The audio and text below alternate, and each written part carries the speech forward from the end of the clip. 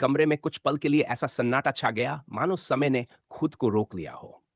निखिल की आंखें राधिका के चेहरे पर जमी थीं। आंसू उसके गालों से बहकर लाल चुनरी में समा रहे थे।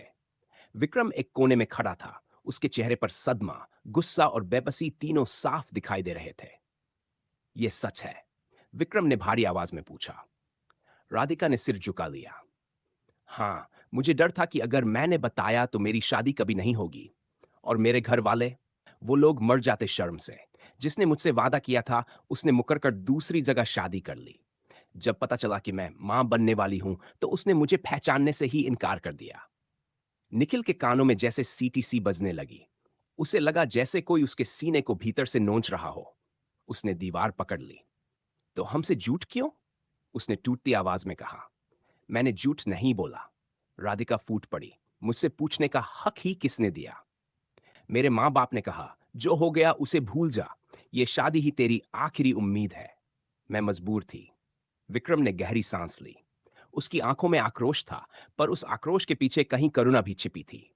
पिताजी को पता है? उसने पूछा। राधिका ने धीरे से सिर हिलाया। नहीं।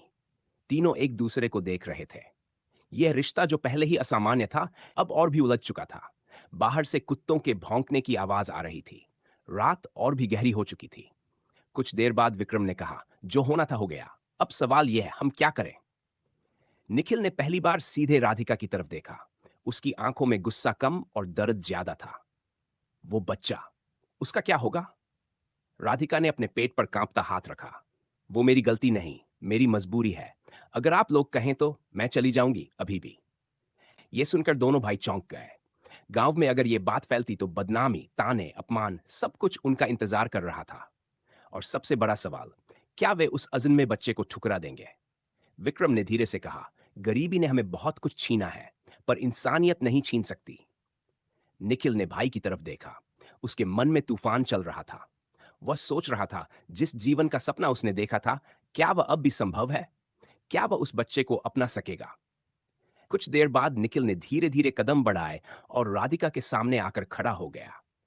अगर हम तुम्हें अपनाएं, तो क्या तुम सच में इस घर को अपना मानोगी? झूठ के बिना? राधिका ने आंसुओं के बीच सिर हिलाया। मैं बस सम्मान चाहती हूं, और इस बच्चे के लिए एक नाम। विक्रम ने दिए की लौ तेज की। तो फिर तय रहा।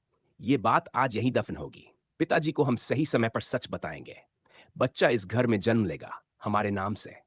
निखिल की आंखों में आंसू आ गए, पर इस बार उनमें टूटन के साथ एक निर्णय भी था। हम दोनों ने एक ही पत्नी बांटी है, तो जिम्मेदारी भी बांटेंगे। राधिका फूटकर रो पड़ी। वह जानती थी कि यह राह आसान नहीं होगी। गांव वाले सवाल करेंगे, शक करेंगे। लेकिन उस रात उस छोटे से मिट्टी के कमरे में तीन लोगों ने एक ऐसा फैसला लिया जिसने उनकी किस्मत की दिशा बदल दी। बाहर गंगा की लहरें अब भी शांत थीं, पर उस घर के भीतर एक नया संघर्ष, एक नया रिश्ता और शायद एक नई शुरुआत जन्म ले चुकी थी। लेकिन उन्हें क्या पता था, सुबह होने पर एक और सच उनका इंतजार कर रहा है, जो इस समझौते को फिर से परखने वाला था।